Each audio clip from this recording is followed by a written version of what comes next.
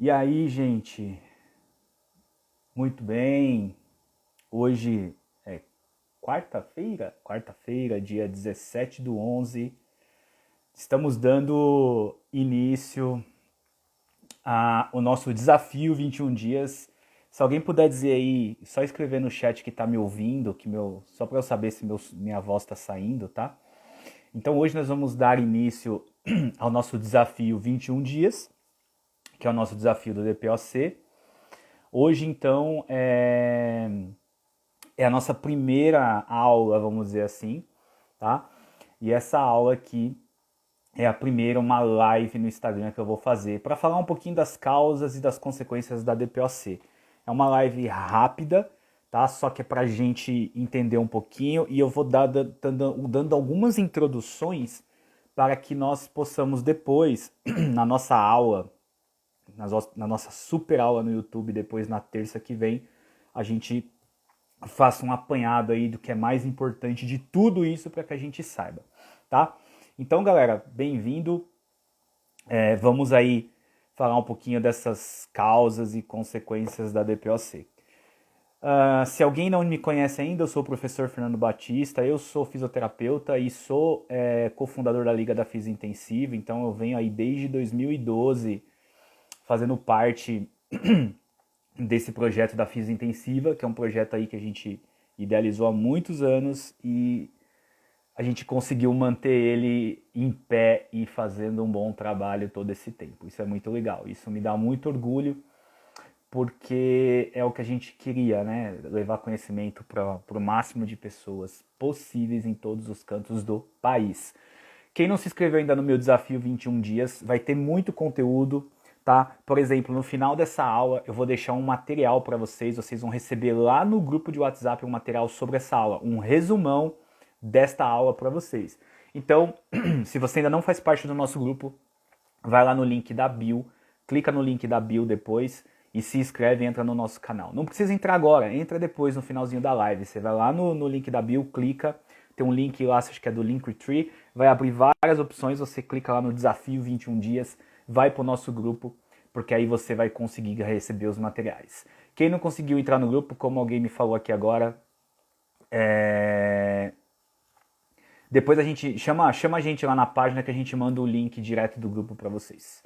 Beleza? Então hoje nós vamos falar um pouquinho das principais causas e das consequências da DPOC, gente. Então é o seguinte, eu deixei uma colinha aqui, então às vezes eu vou dar uma olhadinha para baixo, que é só para eu não perder o fio da meada do que eu tenho que falar, tá? Senão a gente fica muito bagunçado aqui. Então, a ideia é, bom, muitos já devem saber que a doença pulmonar obstrutiva crônica, a DPOC, é uma doença com obstrução progressiva. Na maior parte dos casos, sem reversibilidade. Então, quando você vai dar o diagnóstico lá pela espirometria, a gente vai fazer o teste da espirometria, vai usar o broncodilatador e vai ver se tem reversão ou não dessa obstrução. E aí, de acordo com o valor do VF1 e do CVF, a gente vai dar o diagnóstico da DPOC. A DPOC, ela era classificada no passado, lembra?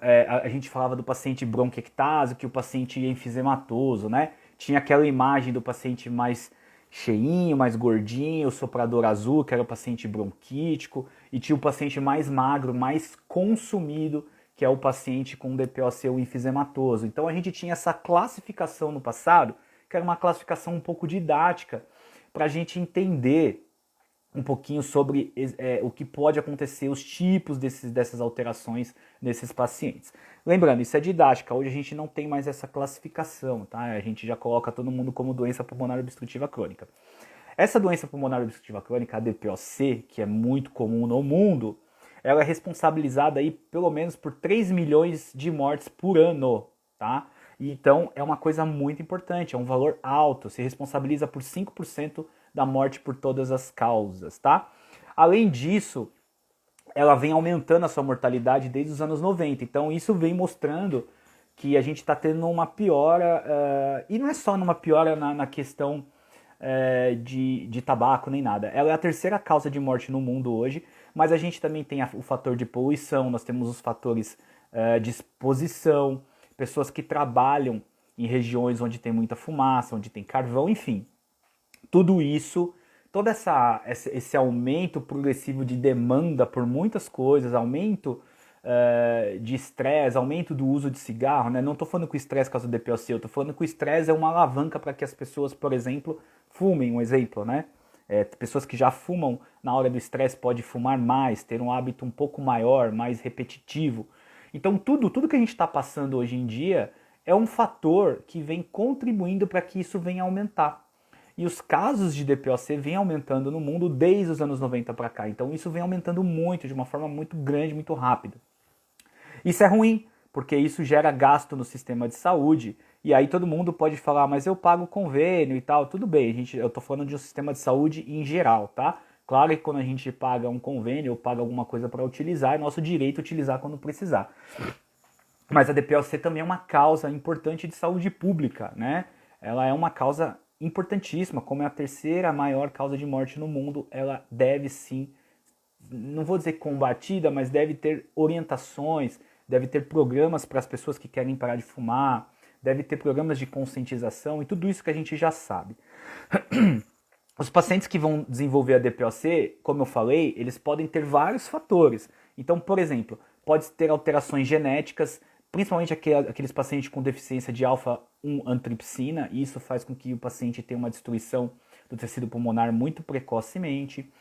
Pacientes com hiperresponsividade brônquica também podem desenvolver doença pulmonar obstrutiva crônica. O tabagismo, que é um fator primordial para isso. Pacientes que têm exposição à fumaça, pessoas que trabalham com carvão, que trabalham com lenha, né, queima lenha, enfim. E também a gente tem que lembrar que o fator de poluição, né? Então a gente sabe que, por exemplo, há uns tempos atrás, eu não sei te dizer agora como está a qualidade do ar em São Paulo e no Brasil, enfim, mas aqui em São Paulo, durante muitos anos, nós sofremos demais com a qualidade do ar, um ar poluído, que eles falavam que era equivalente como se você estivesse fumando, né? De tanta poluição que nós tínhamos no ar. Então, isso também pode ser um fator. Além disso, né, a gente trabalha a DPOC como se fosse uma roleta russa, né? Então, se esse paciente, a gente ainda tem um grande fator aí, que é assim, as pessoas falam, mas o meu vô fumou a vida inteira e nunca teve DPOC. O meu vô fumou a vida toda e nunca teve câncer. E aí a gente entra nas consequências da DPOC. Porque nem todo mundo que fuma, nem todo mundo que faz uso dessa substância vai desenvolver DPOC e vai desenvolver câncer. É um fator de risco para tal. Não é uma questão de que todo mundo que fizer uso vai desenvolver. Então, 20%, 25%, 30% dos pacientes que fumam podem desenvolver DPOC. Então, assim, é isso que a gente tem que entender. O fato de não ser uma coisa cravada, não ser todo mundo que vai desenvolver isso, não significa que eu não tenha que orientar a população. Né? Muitas pessoas tentam sair desse hábito e não conseguem. E aí a gente tem a gravidade, como eu disse, que é definida pela espirometria, e aí a gente tem o Gold 1, Gold 2, Gold 3, Gold 4. Não se preocupem, vocês vão receber um material depois da aula, e nesse material que eu colocar vai ter um quadrinho falando, por exemplo, que paciente Gold 1 é um paciente leve, com VF1 igual ou maior que 80% do valor predito. Gold 2 é moderado, entre 50% e 80% do valor predito de VF1. Então, eu vou deixar essa tabelinha muito fácil para vocês, e vocês junto nesse arquivo vai ter um link para vocês clicarem e abrir o Gold para vocês pegarem. Por isso que eu estou falando, não deixa de entrar no grupo porque vai ter material para vocês. Além do mais, vai ter alguns desafios lá no grupo também. Então a gente tem o Gold 1, 2, 3 e 4. Paciente DPOC leve, moderado, severo e muito grave, né? O severo é o grave e muito grave. E aí, o diagnóstico ele é feito pela espirometria e a gente sempre vê o paciente internando no hospital e o médico dando o diagnóstico de DPOC basicamente pela história sem o paciente nem ter feito uma espirometria. Claro, muitos pacientes podem ter DPOC e não saber o diagnóstico pela espirometria. A gente vai pegar o quadro clínico geral do paciente, tudo que ele vem apresentando, e a gente pode suspeitar de uma DPOC, claro. Só que aí a gente precisa fazer depois que ele sair do hospital, ele estiver compensado, é necessário fazer um exame espirométrico para a gente classificar essa doença, tá? Então, assim, o paciente com DPOC, ele vai deflagrar uma resposta inflamatória muito importante nas vias respiratórias. Então, a via respiratória do DPOC vai ter um processo inflamatório muito importante. Vias respiratórias. E também os alvéolos. Então, além das vias respiratórias, os alvéolos também vão ter um processo inflamatório muito grande. E isso vai desencadear a doença, vai aumentar o processo inflamatório. E esse processo inflamatório é mediado por proteases, por exemplo, e pela diminuição da atividade das antiproteases. O que isso significa? A gente tem um processo de balanceamento, né? Lembra do carro? O carro ele tem que ser balanceado para que ele ande corretamente, para que ele não tenha desgaste dos pneus, né? A gente tem que balancear e para não tremer os pneus, a gente tem que alinhar o carro para ele não ficar desalinhado e comer mais um pneu do que o outro lado de um pneu, a parte interna, enfim. É mais ou menos a mesma coisa. Eu tenho proteases e antiproteases, eu tenho que ter equilíbrio. Quando eu tenho desequilíbrio disso, algo errado pode acontecer. As proteases, inclusive, elas vão destruir os nossos tecidos e vai ter uma hiperprodução de muco. Então, quando eu tenho um aumento da protease e uma diminuição da antiprotease, o processo inflamatório ele fica muito mais exacerbado e a lesão nas vias aéreas e nos alvéolos também. O excesso de muco também vai ocorrer e por isso que esses pacientes são muito secretivos, são hipersecretivos muitas vezes. Além disso, a gente tem ativação no sistema de defesa, neutrófilo, macrófago, provocando acúmulo de radicais livres e ânions superóxidos de hidrogênio, porque isso vai inibir a antiprotease. Então imagine um paciente DPOC, desculpa a garganta, um paciente DPOC extremamente inflamado com uma protease lá em cima, diminuição da sua antiprotease, recrutando células de defesa porque ele está em processo inflamatório e essas células de defesa produzindo ânion de superóxido de hidrogênio e diminuindo mais ainda a antiprotease, dando mais chance desse tecido ser lesionado e aumentar o processo inflamatório nesse tecido respiratório e alveolar. E aí essa infecção ela vai amplificar a destruição desse pulmão, ou seja, vai começar a destruir demais esse tecido. Essas bactérias que a gente tem vão colonizar também as vias aéreas respiratórias inferiores de 30% dos pacientes com DPOC. Olha que interessante. Então o paciente, quando ele tem DPOC, ele tem uma probabilidade maior dele ter colonização. 30% dos pacientes DPOC têm probabilidades de ser colonizados com bactérias. E sabe qual é a bactéria que eles têm probabilidade? A Pseudomonas aeruginosa, que é muito comum nesses pacientes e ela geralmente é multiresistente. Então esses pacientes também precisam fazer algumas coisas, a gente vai falar em outras aulas, mas algumas técnicas, né, que a gente tem para, não vou dizer técnica porque é muito feio, não é técnica, mas algumas condutas que eles têm que fazer, como por exemplo vacinações para gripe, enfim, uso de medicamentos, e a gente vai falar isso depois mais para frente, tá? Para a gente não atropelar o assunto. E aí esse paciente ele tem uma característica clássica que é a limitação de fluxo aéreo, então o fluxo aéreo dele é limitado por conta de uma obstrução. Então ele tem obstrução ao fluxo aéreo. Então ele tem aumento de resistência das vias aéreas, para a gente traduzir literalmente o que eu estou falando. Isso acontece porque ele vai ter estreitamento brônquio ou perda de retração elástica também dessas vias aéreas. O brônquio, se vocês pegarem lá no oeste, os nossos brônquios respiratórios, eles têm tração radial, né? O bronquíolo está aqui, ele tem tração radial. Ele perde essa tração radial, então ele colaba dinamicamente. O volume de fechamento das vias aéreas do DPOC ele é muito mais precoce do que o nosso. E aí tem um problema, porque essa via aérea fecha precocemente, mas muitas vezes o alvéolo não consegue se esvaziar totalmente, porque ele tem perda de elastância, porque tem destruição dos sacos alveolares. Então a gente chama isso de hiperinsuflação pulmonar. Quando esse paciente está em ventilação mecânica, a gente chama isso de alto PIP, porque a gente já está falando de pressão positiva. Ainda mais, esse processo inflamatório pode gerar uma fibrose peribrônquica. E isso vai gerar remodelação das pequenas vias aéreas, alteração do septo, que estarão destruídos. E os espaços alveolares ficarão muitas vezes dilatados, com bolhas, e em alguns lugares vai ter fibrose. Então você vai ter um misto aí de um pulmão com fibrose, com um pulmão com bolhas, e aí a gente pega aquela imagem clássica que a gente chama de favo de mel, né? Em alguns pacientes com fibrose pulmonar avançada, que pode ser decorrente da DPOC, mas também pode ser só fibrose, uma fibrose idiopática. Mas o paciente com DPOC tem essa destruição alveolar também, fica com esse saco alveolar todo destruído, porque o alvéolo não é único, ele é um saco alveolar e ele tem os septos alveolares. Esses septos alveolares eles são destruídos e forma-se só um saco gigantesco, que é o que a gente vê na toma, uma bolha, por exemplo, na tomografia. Tá? E aí, com o aumento da resistência das vias aéreas, essa bolha pulmonar, né, esse pulmão, várias partes do pulmão com bolha, que pode ficar até com 1 centímetro de diâmetro, ele tem perda do recuo elástico. Então ele tem uma elastância muito alta, né, ou uma elastância muito baixa.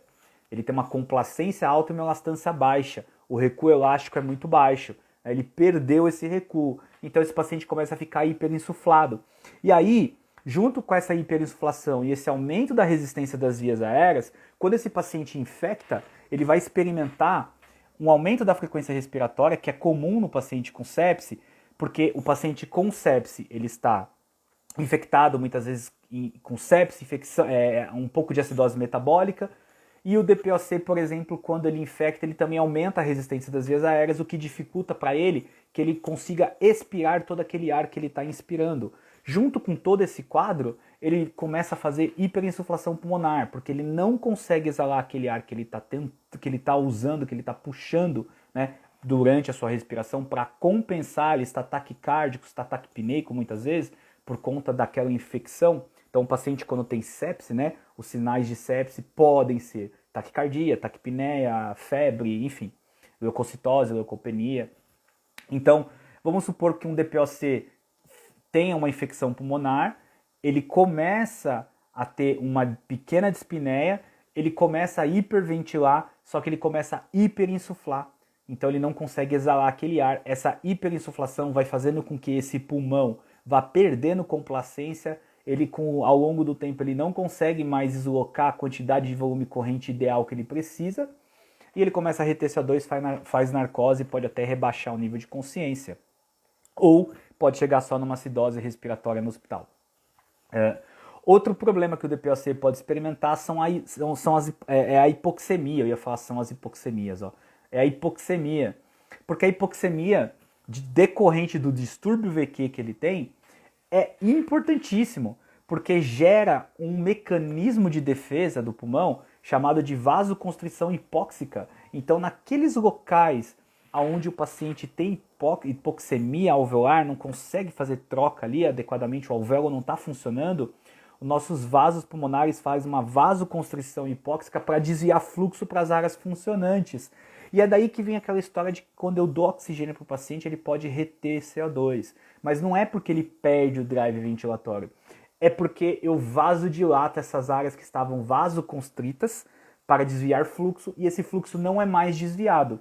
Só que como aquele alvéolo não consegue trocar adequadamente, eu aumento o shunt. O shunt é a mistura de sangue venoso com sangue arterial. E por isso o paciente também pode reter mais CO2. Mas, voltando para a hipoxemia também é muito ruim para esse paciente DPOC. Por quê? Primeiro, que a hipoxemia vai fazer esse mecanismo de defesa. Esse paciente hipoxêmico ele vai precisar utilizar oxigênio, seja na internação, ou dependendo da sua gravidade, ele vai ter que usar oxigênio domiciliar. Mas tem uma coisa importante, pacientes com DPOC, que são hipoxêmicos, e eu vou falar um pouco mais sobre isso em outro momento, mas eu vou dar um spoiler para vocês. Pacientes que são hipoxêmicos, principalmente os DPOcíticos, eles têm queda de testosterona, porque a hipoxemia faz com que a testosterona desse paciente caia por um monte de alterações que não cabe eu falar aqui. A gente vai ver isso numa aula top, depois eu vou mostrar isso para vocês, mas ele tem queda de testosterona. E o que acontece com a queda de testosterona para esse paciente? Qual que é o problema desse paciente ter queda de testosterona? Você pode estar me perguntando, né? O problema é simples. Esse cara vai perder peso, vai perder massa muscular, vai perder resistência muscular. Porque o paciente com DPOC não tem esse grande problema. Esse paciente ele não é um paciente que tem uma infecção pulmonar, mas que essa infecção pulmonar ela não fica só no pulmão. Ela também gera alterações sistêmicas importantíssimas. E um dos problemas do DPOC é a massa muscular, é a perda de peso. E eu vou falar também numa aula sobre perda de peso. Esse paciente tem osteopenia, tem sarcopenia, como a Luana acabou de falar aqui no chat. Então ele perde massa muscular, porque ele tem menos testosterona. Se ele não tem testosterona adequada, ele não tem anabolismo muscular, ele não consegue construir músculo, ele não consegue ter força muscular para fazer o seu trabalho. Ele também vai perder condicionamento físico. Ele já é um paciente que tem condicionamento físico ruim, porque ele é DPOC. Associado a tudo isso, ele tem uma piora muito maior. E aí esse cara não consegue comer, porque o processo inflamatório generalizado, e a gente também vai ver muito isso, libera alguns mediadores inflamatórios que são anorexígenos, esse paciente não tem fome. Então você imagina, um paciente DPOC, vamos colocar um paciente moderado a grave aqui, que não come direito, tem infecção por repetição, né? Muitas vezes, e tem 2, 3 infecções no ano, que isso piora muito, aumenta muito a mortalidade. Limitação de fluxo aéreo, perda de recuo elástico, hipoxemia, queda de testo. Muitas vezes esse paciente pode desenvolver até hipertiroidismo, que piora mais ainda o metabolismo desse cara e ele perde mais massa muscular. Ele tem um metabolismo muito acelerado. Tudo isso pode influenciar para que esse paciente tenha piores prognósticos. E isso é importante da gente saber, porque quando esse paciente cai na nossa mão lá no hospital, e muitas vezes a gente vê dificuldade na reabilitação, a gente começa a fazer os estímulos, a fazer o programa de reabilitação, e não estou falando só de fisioterapia, a reabilitação é um processo multiprofissional, e eu começo a equipe multi, e a gente não vê resultado, né? Por que não vê resultado? Porque tem todas essas alterações. É um paciente que não come bem, precisa de um aporte nutricional adequado, massa muscular ruim, tem remodelamento muscular, né, tem perda de mitocôndria que favorece que ele não tenha mais tanta resistência aos exercícios físicos ou atividade física do dia. Ele é um paciente que não quer deambular porque sente falta de ar, então ele começa a fazer as suas atividades usando mais o membro superior, menos o membro inferior, e aí ele também começa a perder também mais massa muscular do membro inferior, e a gente já sabe que o diâmetro do quadríceps ele também está relacionado com a gravidade desse paciente. Então, ele precisa de um ajuste. Quando esse cara entra no hospital pra gente, a gente vai tentar ajustar tudo que estava desajustado na casa dele. E você percebe que não é tão fácil ajustar assim. Ganhar força muscular, ganhar massa muscular não é tão rápido. Às vezes a gente tá lá, o nutrólogo, a nutricionista, tá fazendo toda a parte nutricional desse paciente, trazendo um aporte calórico muito bom, e aí esse cara tem a testo baixa, a gente não sabe o perfil de hormônio desse cara. E pela redução da testosterona, ele não vai conseguir ter tanta tolerância ao exercício sim, Luana, porque a massa muscular dele ele vai perder força, ele não vai ter muito estímulo. Quando você tem uma a testosterona no homem, na mulher, se eu não estiver enganado, para não falar bobeira, acho que é de 50 a 70, se eu não me engano. No homem é de 400 a 800 ou 400 a 900, dependendo da literatura. Quando essa testo, principalmente no homem, na mulher também, tá? Mas principalmente no homem, ela tá muito baixa, abaixo do fisiológico, perda de massa muscular é óbvia, indisposição é óbvia. Só que no DPOC, Lu, a gente tem que lembrar que não é só a testo, né? A testosterona é só mais um problema junto com todos aqueles problemas.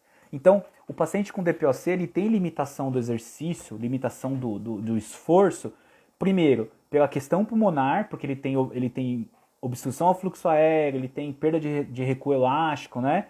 E aí ele também tem uma piora da tolerância, porque ele tem perda de massa muscular, catabolismo exacerbado, porque ele tem um metabolismo acelerado. E aí, se ele também tiver a testo baixa, é outro fator que vai piorar mais ainda. Então, perceba-se que o mundo desse paciente não é um mundo fácil. E às vezes, ele não quer fazer alguma coisa, ou ele não quer se alimentar, e a gente acha que o paciente não quer porque ele simplesmente não quer, porque o paciente está com preguiça. Pô, o senhor tem que comer. E tá. Não, ele não consegue comer. Ele tem um fator anorexígeno, ele é hiperinflamado. O mediador inflamatório faz isso com ele, tira a fome dele. Então, a nutrição, ela vai ter que ajustar essa alimentação e junto com o ajuste dessa alimentação, ela vai ter que tentar proporcionar um sabor gostoso para esse paciente, porque você precisa estimular ele que tenha vontade de comer. Porque como que ele vai comer se ele não tem vontade? É fisiológico. Então eu preciso estimular ele de outra forma, né? E junto com isso, o fisioterapeuta vai ter que estimular aí a parte de exercício físico. Pode-se entrar com nutrição, pode-se entrar com suplementação, enfim. O que a gente sabe, e eu vou falar, eu não vou ficar falando muito específico desse assunto, porque vai ter uma outra live para falar só disso, mas o que a gente sabe é que tudo isso reunido, a gente consegue melhorar e tratar algumas consequências que esse paciente com DPOC tem, trazendo uma melhoria na qualidade de vida, tá? Então isso é muito importante. E aí eu vou pegar essa pergunta da Jéssica do ponto de igual pressão. O ponto de igual pressão, Jéssica, é isso que eu estou te falando. Esse paciente ele tem perda de retração elástica dos bronquíolos respiratórios e ele tem perda do recuo elástico. Então vamos supor que isso aqui é o alvéolo e aqui é o meu bronquíolo, tá? Aqui no alvéolo eu tenho 10 de pressão, aqui no bronquíolo eu tenho 5 de pressão. Então significa que aqui ó, vai fechar e aqui vai manter aberto. Eu vou deixar esse paciente hiperinsuflado. Eu tenho que aplicar uma pressão positiva no paciente, seja na VNI ou na VM, que faça com que esses 10 de pressão se desloque e no meu bronquíolo também tenha 10 de pressão. E aí eu faço uma broncodilatação mecânica com a PIP. É deslocar o ponto de igual pressão. A pressão tem que ficar igual nos dois pontos. Quais são os dois pontos? Alvéolo, bronquíolo. Se ela tiver maior no alvéolo, a tendência é o bronquíolo colabar e ele ficar hiperinsuflado. E por que o bronquíolo colaba? Como eu falei, porque ele tem perda de tração radial. Então o volume de fechamento das vias aéreas do DPOC é muito precoce. Beleza? Então perceba que as consequências da DPOC são graves. E eu falei de algumas. A gente ainda pode falar de cor pulmonale, então esse paciente pode ter insuficiência cardíaca direita, que depois vai gerar uma insuficiência cardíaca esquerda. Esse paciente, por conta da hipoxemia, ele também pode vir a desenvolver um problema cardíaco, e junto com o problema cardíaco ele pode desenvolver um problema renal, que é a síndrome cardiorrenal. Então perceba que a DPOC, assim como a COVID, né? Vamos pegar o exemplo da COVID, que é muito próximo da gente, é uma doença pulmonar. Ambas são acometimentos pulmonares, mas ambas geram um acometimento sistêmico. Claro, cada uma com a sua fisiopatologia. Mas, entende? A DPOC é uma doença pulmonar obstrutiva crônica que não se isola só no pulmão. Ela inicia no pulmão, mas ela pode trazer outros problemas para esse paciente. Insuficiência hepática, enfim, inúmeras causas e consequências. E muitos desses pacientes com DPOC, quando eles começam a avançar, né, a gravidade da doença, eles começam a avançar a hipoxemia. A gente tem que lembrar que a hipoxemia também gera um estímulo no nosso corpo para que a gente produza mais eritrócito. Então o sangue do DPOC ele fica mais grosso, ele fica mais viscoso. Se você pegar DPOCs graves e você coletar eritrócito, coletar o hemograma, você vai ver que o eritrócito desse cara é mais alto do que normalmente um paciente comum deveria ter. Por isso que esse paciente tem aumento de risco de TEP, aumento de risco de AVC, aumento de risco de algum trombo em alguma região do seu corpo. Então perceba a gravidade que é a doença obstrutiva pulmonar crônica. E esse cara, quanto mais comorbidade, ou esse paciente, essa mulher, esse homem, quanto mais comorbidade ele tiver, pior vai ser a vida dele e o prognóstico dele. Ele pode, muitas vezes, ter alguns problemas aí com aumento de mortalidade. Certo? Gente, eu vou fazer uma coisa muito legal antes da gente encerrar a live. Quem quiser entrar ao vivo, eu vou convidar alguém, e se a pessoa quiser entrar ao vivo, é só ela entrar e fazer uma pergunta para mim. Eu vou escolher um aqui e vou fazer isso, tá? Não estava no meu cronograma, mas eu vou fazer. E aí, se a pessoa aceitar, vamos ver se ela aceita. Eu vou fazer 3 convites. Se ninguém aceitar, aí a gente... Uma já recusou, ficou com vergonha. Vou chamar mais uma, vamos ver se ela vai entrar. Enquanto isso, só lembrando, gente, não esqueçam de ir lá no link da bio, clicar no link da bio, para que vocês entrem no nosso grupo de WhatsApp, para vocês receberem os materiais que eu vou dar para vocês depois de cada aula. E lá também vai ter os desafios que vocês podem participar comigo. Vou para o 3º convite, 2 pessoas já recusaram, essa terceira recusou. Aí eu vou pedir para alguém, se alguém quiser entrar, é só mandar o convite para mim que eu aceito, senão depois a gente encerra. E aí, tá no plantão? Tô no plantão. Tudo bem? Tudo bem, não fui pega de surpresa. Como que tá o É, plantão aí? tá cheio hoje. Tá cheio? Tá Faz uma cheio. pergunta. Tem alguma pergunta ou tem So- alguma coisa que você queira falar sobre o assunto que você já viu? Sobre DPOC, então tá. A gente sabe que o paciente DPOCístico é um paciente que normalmente a gente espera uma saturação mais baixa, mas eu Uhum. queria saber se tem alguma coisa nova sobre alto fluxo para esses pacientes. Se tem alguma indicação, se tem É, alguma boa resposta. tá. O alto fluxo é assim, a gente tem um grande problema, ele tem indicação, né? O alto fluxo ele é indicado para pacientes hipoxêmicos, pode ser o DPOC, pode ser o paciente com Covid, pode ser um paciente com pneumonia. O que a gente tem que tomar cuidado só, e é que assim, esse paciente de DPOC, quando ele chega para a gente numa acidose respiratória importante, não é que eu não possa utilizar o alto fluxo, eu até posso utilizar o alto fluxo, mas frente a uma acidose, eu tenho grandes chances desse paciente falhar, né? E aí algumas pessoas que vendem o aparelho, eles falam que o alto fluxo ele pode ser utilizado em pacientes hipercápnicos sem problema. E eles podem sim, não é mentira, eles não estão mentindo. Tanto que quando você vai pegar os estudos, eles têm paciente com DPOC que faz cateter de alto fluxo e vem a responder. Mas, de uma certa forma em geral, se o paciente estiver com uma acidose respiratória, opte por 2 níveis pressóricos, que a gente já tem mais evidência. Mas se é um paciente que não tem acidose respiratória e é um paciente hipoxêmico, e é um hipoxêmico importante, tá? Porque a gente tem que lembrar assim, é diferente eu estar falando de um paciente com Covid saturando 88, né? De um DPOC grave ou gravíssimo saturando 88. Para esse cara, 88 tá bem. Eu posso corrigir com catéter nasal de alto fluxo? Até posso.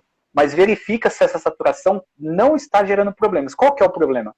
Uma saturação muito baixa pode gerar hipoxemia, que vai gerar hipóxia tecidual e o paciente vai chocar. Se isso não estiver acontecendo, você não precisa fazer com que o DPOC sature mais do que isso. Então a gente pode tolerar 88. Mas sim, existe sim indicação para você usar. Você pode usar sem problemas, tá bom? Sim, eu pensei mais nessa questão de conforto, né? De trazer conforto para o paciente É muito que não confortável. está com pH descompensado, né? Que não tá Não, é muito confortável. Pode usar sim, tá. tá? Se tiver indicação, pode usar. Obrigada. Beleza? Obrigado, bom plantão para você, viu? Obrigada. Valeu. Ô Lu, existe sim, né? Você perguntou aqui para mim se existia reposição de DPOC, ou de testosterona para DPOC. Sim, existe, tá? O problema é assim, eu gosto muito desse assunto, tá? Porque eu acho muito legal e tal. Existe uma dose que eles usam que é a dose que a gente diria, vamos dizer, normal, tá? Uma dose normal. O problema dessa dose normal, e aí tudo vai depender da dosagem que o paciente precisa, tá? Não existe uma dose padrão. Só que os estudos, eles trazem doses dentro de como se fosse só uma reposição. E quando a gente fala de reposição, é a seguinte questão. Para eu repor algo, ele tem que estar abaixo do normal.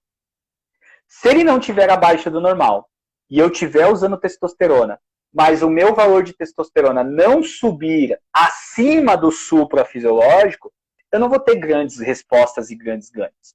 Existem estudos em DPOC, por exemplo, que eles fizeram para ver se ganhava força muscular diafragmática, tem músculo periférico, só que esse é o grande lance. Se eu tenho uma testo normal, que é de 400 a 800, se eu tiver abaixo de 400, eu faço a reposição para ficar acima de 400. Agora, eu tenho 500 de testo. Eu faço reposição e minha testo bate em 700. Isso não muda nada. Não muda o meu ganho de massa muscular. Pode mudar um pouco a minha disposição. Vou dar um exemplo. Eu faço a reposição testosterona em gel, porque a minha testosterona normal, normalmente, ela bate em 450 a 480. Por que que isso aconteceu comigo? Possivelmente uma infecção viral, desconfiaram de que eu peguei Covid, mas eu nunca tive um PCR positivo, enfim. Inúmeros fatores, alterações de vitaminas, enfim, que fizeram com que a minha testo chegasse a 450, 480. Eu tenho alteração por essa testo estar nesse valor? Não, não tenho. Eu tenho perda muscular? Não, não tenho. Faço reposição? Faço. Minha testo fica acima de 800? Não. Isso mudou minha vida em ganho de massa muscular e emagrecimento? Não. Mas o que mudou? Me dá mais ânimo. Me dá um pouco mais de ânimo para fazer as coisas, para ir treinar, para levantar e tudo mais. Tá? Mas, esse é o problema. Quando você vai repor, você tem que estar com ele abaixo. Se estiver dentro dos valores, o que você usar só vai fazer efeito se você estiver acima. Por isso que o bodybuilding, o profissional de musculação, ele é grandemente musculoso, porque ele tem testo de 1.000, 2.000, 3.000, 4.000, já vi atleta com 15.000 de testo, tá?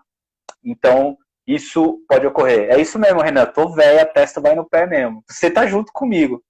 E um fator que a testo cai também é quando a gente tem excesso de massa gordurosa, né? Não é o caso muito do DPOC, que é muito consumido, mas o excesso de gordura corporal também contribui para que a testo caia. Um dos fatores que eu também tenho aí. E a mesma coisa para T3, T4. Quando você vai repor, né? Aí você tem que descobrir o motivo. O que é o T3 que você tem que repor, é o T4 que não está virando T3, então tem tudo isso, tá? Também tem que ser pesquisado. E aí a Lu falou assim, Lu, aí você vai manter até esse valor normalizar. Quando o DPOC ele começa a fazer um programa de reabilitação pulmonar, com exercícios físicos, com atividade aeróbica, né, fazendo acompanhamento com a nutróloga, comendo direito, fazendo a reabilitação, a tendência é que a testo comece a subir um pouco mais. Mas existem casos de pessoas ou de pacientes com DPOC que talvez tenha que manter essa reposição por muitos anos ou até pelo resto da vida. Vou dar um exemplo. Atleta de bodybuilding, que usa testosterona. Muitos deles, como eles usam testo durante muitos anos, às vezes eles têm que começar a usar testo pelo resto da vida, porque eles já acabaram com o eixo deles, né? O eixo hormonal deles foi pro saco, eles precisam usar. O DPOC a gente vai usar, muitas vezes quando o médico optar, por outros fatores, né? Porque ele tem uma doença pulmonar, mas que isso pode ajudar. Por exemplo, eu vou dar um outro exemplo que não é nem a ver com DPOC, pacientes com HIV, AIDS, né? Pacientes que têm AIDS, que estão com a síndrome já, você também tem alguns estudos mostrando que o uso de esteroide anabólico faz com que esse cara ganhe massa muscular, fazendo musculação, treinamento, melhore sua resistência e melhore até seus níveis de CD4. Olha que coisa legal, né? Então, tem muita coisa bacana aí que dá para ser feito com os pacientes. O importante é a galera estar disposta a fazer e contribuir com isso. Certo, gente? Bom, era o que eu queria falar nessa live de hoje. Lembrando, lá no link da bio, clica lá, entra no nosso grupo do WhatsApp, porque já a gente vai mandar um texto que eu fiz, um resumão dessa aula, para vocês terem em mãos lá, e tem a referência bibliográfica para vocês depois acessarem quando vocês quiserem baixar também. Não esqueçam, a gente tem mais um montão de aula aqui no Instagram, vai ter aula no YouTube, vai ter desafio dentro do grupo, então aproveitem, galera. Minha próxima live, se eu não me engano, é sexta-feira, 8h30. Não esqueçam, deixa eu só ver o tema aqui da live, porque eu esqueço, eu tenho tudo aqui a minha escola, porque minha cabeça já está um pouco cansada, às vezes eu esqueço. A nossa live vai ser dia 19, 8 horas, aqui no Instagram, e a gente vai falar sobre sintomas e impactos da DPOC para os nossos pacientes. Então, para você não perder essa live, clica no link da bio, entra no nosso grupo, para não perder nada, que a gente vai ter muita coisa legal e vocês vão receber materiais. Beleza, gente? Muito obrigado pela presença de vocês, pela paciência de vocês virem aqui na live e me escutar. Eu fico muito feliz de verdade. É muito legal quando a gente percebe que as pessoas gostam aí do nosso trabalho e querem escutar o que a gente tem para falar, porque a nossa intenção aqui na Fisiointensiva é sempre ajudar vocês e contribuir de alguma forma para que a nossa profissão aí venha a melhorar, né? Que a gente sabe que as coisas nem sempre são como nós queremos. Quem não conseguiu acessar o link do grupo, não tem problema. Manda mensagem inbox no Instagram que a gente manda o link para vocês direto do grupo. Beleza, galera? Muito obrigado, uma boa noite. Nos vemos lá no nosso desafio dentro do grupo. E sexta-feira eu tô aqui de novo para aula. Valeu, gente. Um abraço.